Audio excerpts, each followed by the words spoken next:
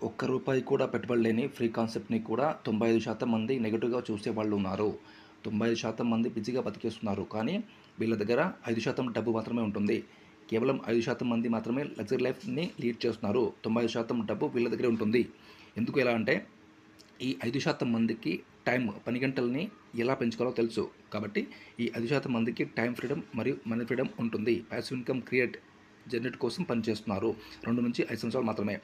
ఈ 90% మందికి పని గంటలని ఎలా పెంచుకోవాలో తెలియదు. ఒకవేళ తెలిసినా కూడా ఓపిక ఉండదు. కాబట్టి ఈ 95% మందికి టైమ్ ఫ్రీడమ్ మరియు మనీ ఫ్రీడమ్ ఉండదు. యాక్టివ్ ఇన్‌కమ్ కొరకు జీవితకాలం పనిచేస్తూనే ఉండడం జరుగుతుంది.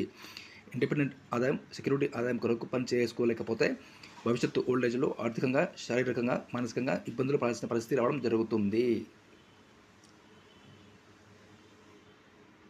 ఫ్రీ కాన్సెప్ట్‌ని కూడా నెగెటివ్‌గా చూసేవాళ్ళు ఉన్నారు.